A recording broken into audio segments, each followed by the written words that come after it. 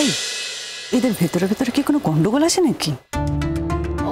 ও ছাড়, ওগুলো কিছু না, ওই যায় যায় গন্ডগোল আর কি, একটু, তার থেকে বেশি কিছু না। ছাড়, বর এসছে তো, তুই বরকে দেখবি না, যা। আমি একা যাবো? হ্যাঁ যা, কিচ্ছু হবে না, যা।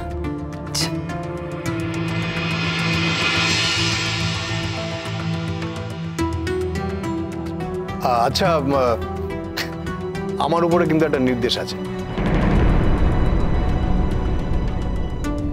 এবার যদি আপনারা প্লিজ একটু বসার জায়গায় যান। সেসব পরে হবে। হ্যাঁ হাদি, তুমি কি বলছিলে যে আমার সঙ্গে তোমার কিছু গুরুত্বপূর্ণ কথা আছে? না, জিজ্ঞেস করছিলাম বউকাল কোথায় উঠবে। এটা আবার জিজ্ঞেস করার কি আছে? এটাই কি তোমার প্রশ্ন? হ্যাঁ, তার কারণ বউ কোথায় উঠবে সেটা জানার উপর অনেক কিছু নির্ভর করছে। আমাদের বাড়ি আছে, শঙ্খ যেখানে মানুষ হয়েছে বউ সেখানেই উঠবে। শঙ্খ নিশ্চয়ই বউ নিয়ে তোমার ফ্ল্যাটে উঠবে না।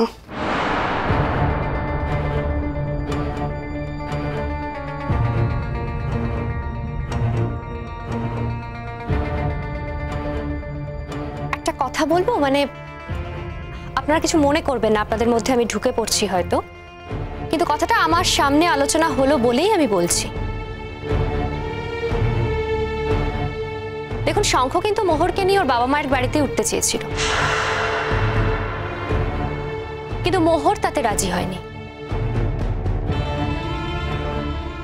ও চেয়েছে ও বাড়িতে সবাইকে নিয়ে একসঙ্গে থাকতে।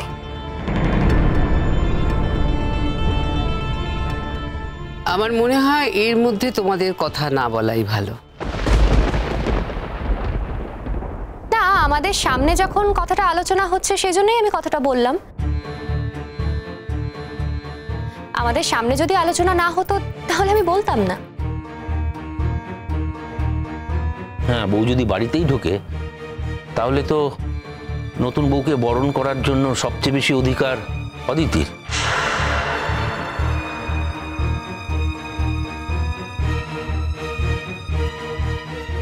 তাহলে তো অদিতিকে বউ বাড়িতে যেতেই হবে। কখনো না।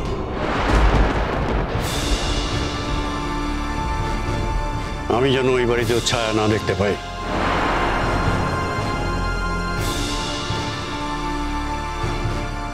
তাহলে তো আপনাকে ধরে নিতে হবে বর্দা, যে শঙ্খ বউ নিয়ে ওই বাড়িতে উঠবে না, আর শঙ্খ ওই বাড়িতে যাবেও না। দাদা, তুমি আমার বউকে কিন্তু আবার সবার সামনে অপমান করছো। দাঁড়াও, আমাকে একটু বলতে দাও। আপনি কি মনে করেন আপনাদের বাড়িতে না গেলে আমার অন্ন জুটবে না?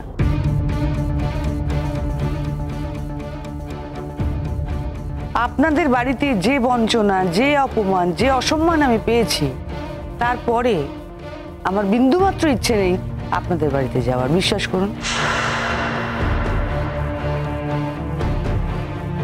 কিন্তু আমার ছেলে শঙ্খ যদি চায়, যদি ওর ইচ্ছে হয় যে আমি ওকে বরণ করি, তাহলে কিছুক্ষণের জন্য হলেও আমাকে যেতে হবে।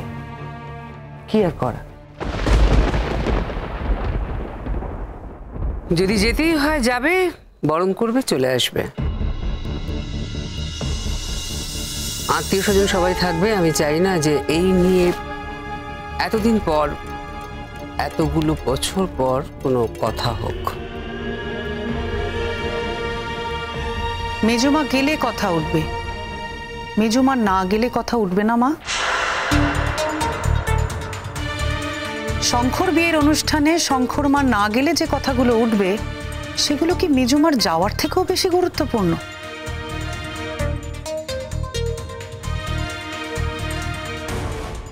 আমার তো মনে হয় মা, মেজমা গেলে অনেক কম কথা উঠবে।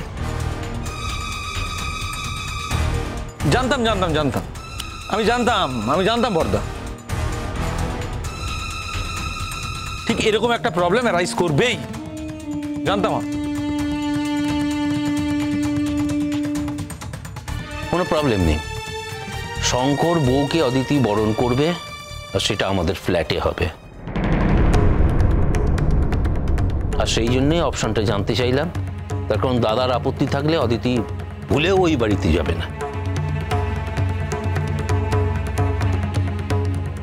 না, আমি বেঁচে থাকতেও যাবে না, কখনো না। যাবে, বরণ করবে, চলে আসবে।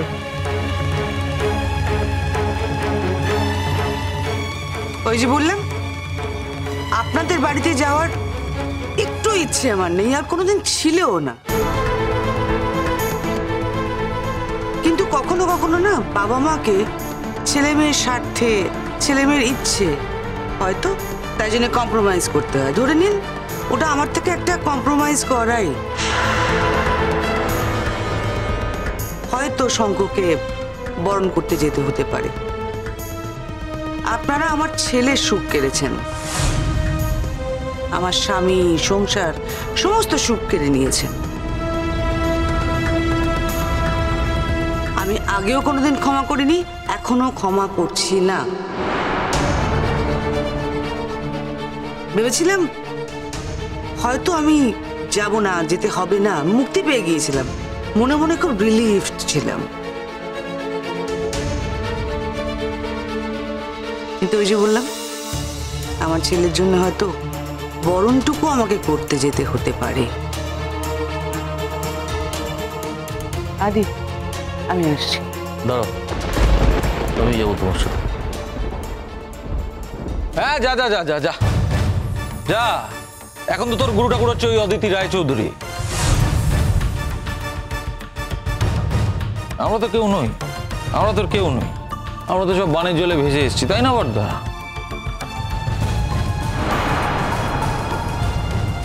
এই প্রথমবার তুই বোঝদারের মতো কথা বললি ভাই। তুই একদম ঠিক বলেছিস, অদিতি এখন আমার গুরু ঠাকুর।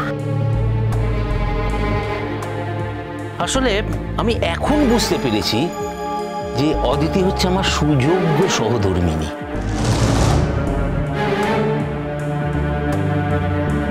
এই এতদিন ধরে ওকে আমি যে মিসআন্ডারস্ট্যান্ড করেছি, তার জন্য এখন আমি রিপেন্ট করি। হ্যাঁ, আমি এখন বুঝতে পারি ও হচ্ছে আমার আসল সম্পদ। আশা করি তুই যে পয়েন্টে কথা বলতে গেছিলিস, আমি সেম পয়েন্টে কথা বলেছি। আসলে তোর আর আমার শিক্ষাটা তো একটু আলাদা, তাই তোর ভাষাটা আলাদা, আমার ভাষাটাও আলাদা।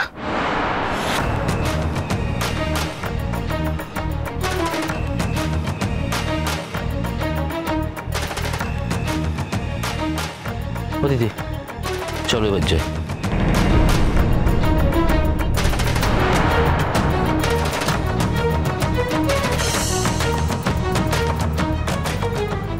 দেখলে বর্দা, দেখলে দেখলে কেমন আমাদের অপমান করলো? হ্যাঁ, যেচে অপমানিত হতে গেছো তুমি, তোমাকে কেউ কোনো অসম্মান করেনি।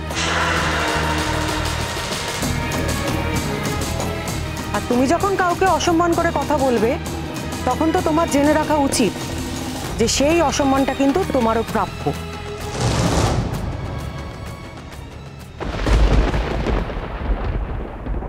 এবার তাহলে আমরা এগোই।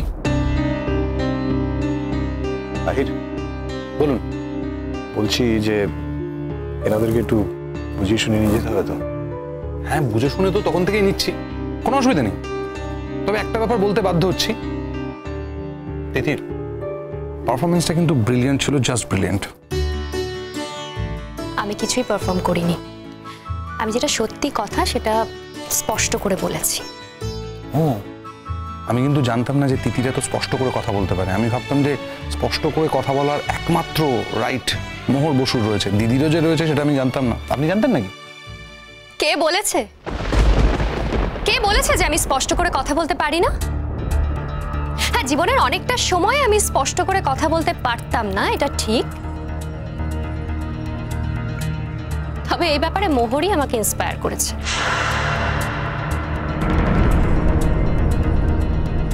আমি শিখেছি যে জীবনের সত্যি কথাগুলো স্পষ্ট করেই বলতে হয়, আর সেটা ঠিক সময়ই বলতে হয়, সময়কে চলে যেতে দিতে নেই। শুধু কি তাই, আমার তো মনে হয় সঙ্গদোষও আছে। কিন্তু আমি খুশি হলাম, শুনে খুব খুশি হলাম। এবার আমাদের এগোতে হবে, জানেন তো। মানে আপনি একটু আগে বললেন যে আপনার বাড়ির ছেলে গোটাটা বুক করেছে, আপনি সবটা জানেন চেনেন, তা সত্ত্বেও একটা বসবার ছোটখাটো আয়োজন করা হয়েছে, একটু অতিথি আপ্যায়ন করা হবে, সেই জায়গাটায় বোধহয় আমাদের যাওয়া দরকার। অনেকটা দেরি হয়ে যাচ্ছে, আসুন দেখি।